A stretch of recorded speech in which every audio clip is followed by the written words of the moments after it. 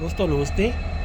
भारतीय रेलवे के तुगलकाबाद शेड ने डीजल शेड ने एक बहुत ही अनूठा और अभिनव प्रयास किया है। उसमें उन्होंने जितनी भी महिला वीरांगनाएं थी जिन्हें इतिहासकारों ने उचित सम्मान नहीं दिया या उनके बारे में ज़्यादा लिखा नहीं, जिससे बहुत सारे लोग इसको पढ़ने से, इनको समझने से, इनकी वीर गाथा सुनने से वंचित रह गए थे, उन सभी के नाम से एक सीरीज जारी करी है वीरांगना, महिला वीरांगना के रूप में। इससे पूर्व हमारे जो वीडियो हमने बनाया था वह था रानी अब्बक्का बाई के बारे में, जो कि पहली महिला स्वतंत्रता सेनानी हुई थी और भारत की पहली महिला स्वतंत्रता सेनानी का खिताब उनको जाता था।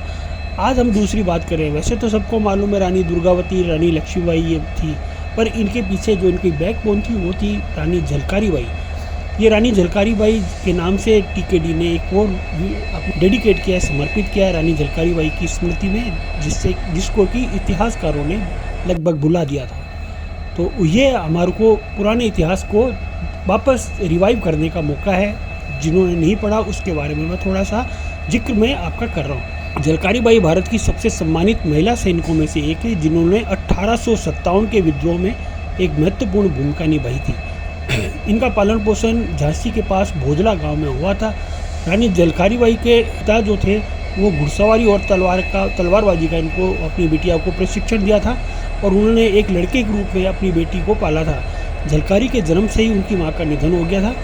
अपनी मां के निधन के बाद सारी जिम्मेवारी झलकारी बाई पे आ चुकी थी। उन्होंने कोई स्कूली शिक्षा भी प्राप्त नहीं की थी क्योंकि उनका जन्म ग्रामीण क्षेत्र में हुआ था।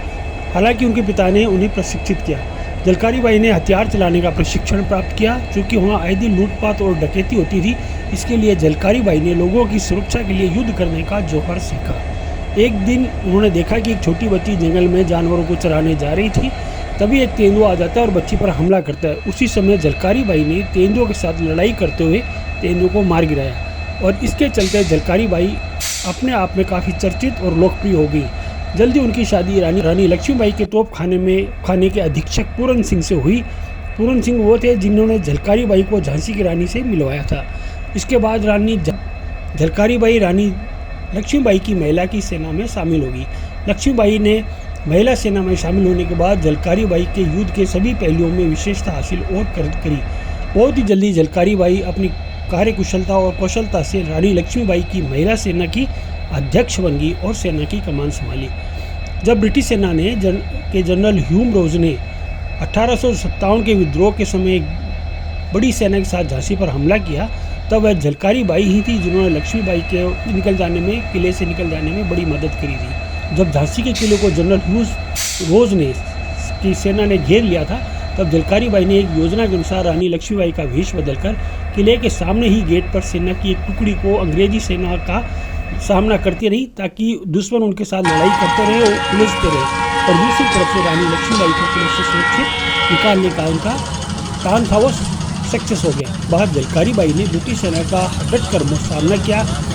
झलकारी बाई ने अंग्रेजी सेना को युद्ध में उलझाए रखा। हालांकि एक मुखबिर ने, यहाँ भी एक मुखबिर था जिसने अपने ही लोगों ने अपने वालों को मरवाया। मुखबिर ने झलकारी बाई को पहचान लिया और झलकारी बाई की पहचान उजागर करने की कोशिश। आखिरकार झलकारी बाई के साथ अंग्रेजों के साथ युद्ध लड़ते हुए आखिरकार भीषण युद्ध में जनरल रोज और उनकी सेना ने उन्हें पकड़ लिया और झलकारी की वीरता पर जनरल रोज ने काफ़ी अच्छी बात लिखी थी। झलकारी बाई को भारी सुरक्षा के साथ तंबू में कैद किया। हालांकि मौका देखती झलकारी बाई रात को कैद से फिर भाग गई। अगले दिन जनरल ह्यूज ने किले में एक भयंकर हमला किया, जहाँ से झलकारी बाई उनके पति इस वीर गति को प्राप्त हुए।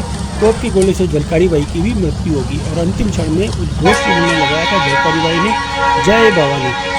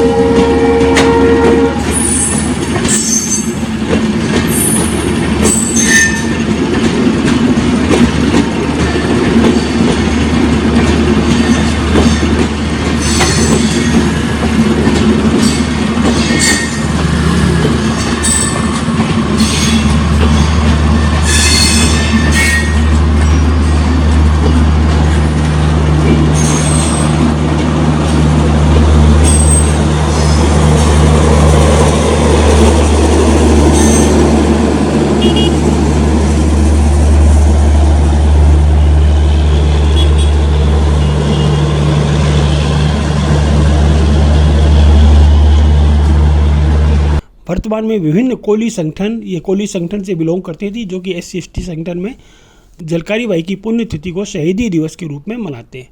और ये TKD का बहुत अभिनव प्रयास है, जो इनके नाम पर भूले बिसरे सभी वीरांगनाओं के नाम पर इन्होंने हिस्ट्री को पुनः रिवाइव किया है। तो वह बहुत बहुत साधुवाद है रेलवे का और रेलवे के कर्मचारियों का, और जिन्होंने ये आइडिया लिया उसके लिए भी सभी को शत शत प्रणाम।